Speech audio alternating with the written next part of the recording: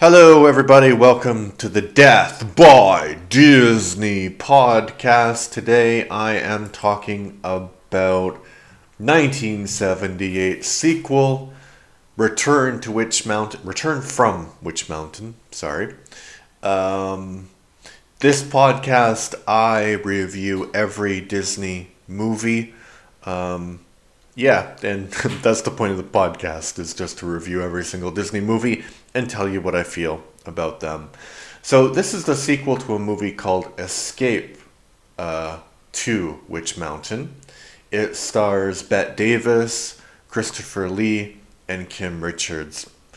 The plot is that there are these two children who happen to be aliens, and one of them gets kidnapped by some mad scientist played by Christopher Lee, who is attempting to use him for his own nefarious purposes. While this is certainly an improvement on the first film in the series, it is still, for the most part, boring. Vincent Price does his best as a mad scientist, but his eagerness translates neither into camp fun nor the sinister. Bette Davis does a good job as the female villain, but she isn't given much to work with either. The special effects are atrocious, especially when you consider that Star Wars had come out the year previously. There is one fun sequence where a destroyed vehicle is restored to its former condition using some sort of stop motion, which is delightful. The two child leads are older, but no more talented or engaging as actors. There are a lot of moments that strike an odd tone, and if this film were edited differently, it could qualify as a horror film. There is one great moment where the brother realizes he has almost killed his sister several times, and there are tears coming to his eyes, but that would not be a proper Disney moment. So in these podcasts, I generally give a bit of trivia, and I also read a negative review and a positive review and interact with that, just to kind of make this podcast more fair and legitimate criticism. So the trivia is that Bette Davis agreed to do this movie because she wanted to make a movie that her grandchildren could watch, which is kind of sweet. But then the trivia goes on to notice that she had three people tending on her on the set throughout the shooting of this movie, and I don't see any problem with that. I think that they're suggesting that there's some kind of problem that Bette Davis had three people. I mean, give her 10 people. Why not? Like, I think that actors nowadays have more than three people that deal with their needs on movies because they need to focus on the acting part, which is important in this business.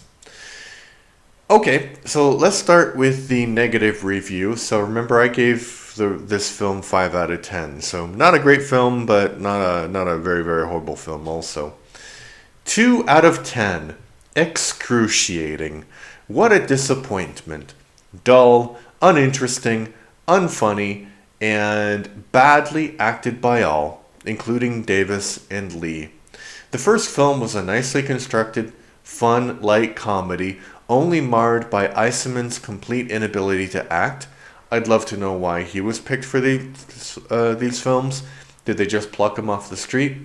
As a homeschooling family, we did get one good laugh at the warning given by the truant officer. A child can either go to school or become a bum. No other choice. Now that there are millions of homeschoolers, we shouldn't see that ignorant belief voiced in any more films, at least.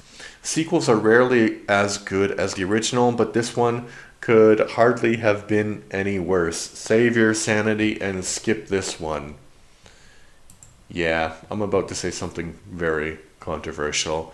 I don't think just because there are millions of homeschoolers in America that's a good thing. Actually, that's a bad thing. It's a failure of the education system. It's a failure of parents. Because to be a good homeschooler, you need to be a good teacher, not a good parent. And not every good parent is a good teacher, right? So I'm sure 1% of all people homeschooled had an excellent education. But you can't say that just because you're homeschooled, it's great and it's wonderful. So I think this line, I don't even remember that line, but I think the line when they say you can either go to school or be a bum, it's true. Sorry, it's true. Okay, that's my controversial take on that review. Now for positive review. Why can't I get to the positive review? Okay, 10 out of 10. Two children with special powers. I saw this film when I was about 10 years old and I loved it. Now 30 years old, it is still one of my favorite films. I have just bought both Escape to Witch Mountain and Return to Witch from Witch Mountain for my kids as they love it as well. They sure don't make good old movies like this now. These films are a must when they are shown on TV. There are no swear words or violence, which makes them suitable for all the family, whatever the age is. Good family fun. My mom took me to the pictures to see this film, and I always wanted to have powers like Tony and Tia. Mind you, the child in me still does. Perhaps that's why I have a passion for anything supernatural now. Yeah, I I don't know. Um, I never like it when people say two things about movies. The first one is that, oh, they don't make movies like that anymore. You could say that about literally any movie because they literally don't make movies like that anymore. And the idea that movies are somehow worse than they used to be, I don't think that's true at all. It's just maybe you didn't like that style of movie that they're making and you preferred the ones that they made earlier. It doesn't mean that movies are bad because you can find great movies. They make thousands of movies every year. So I'm sure you can find movies that you enjoy.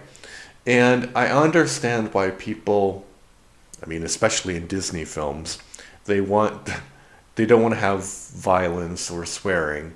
And I think that there is a place for movies without violence or swearing, but I think, and this might be a controversial opinion, I think that there isn't anything wrong with exposing, I mean, maybe not Pulp Fiction or something like that, but there isn't anything wrong with exposing children to a bit more adult content.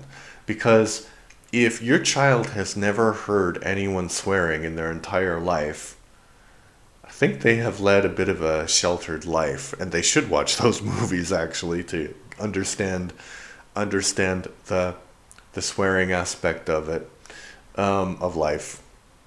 I don't think that children being protected from violence is necessarily a bad thing, and I think it's great if children only see violence in movies and not in real life. Yeah, so I'm anti-homeschooling and I'm pro-violence in movies. Maybe pro-swearing more than pro-violence in movies. All right, what did you think?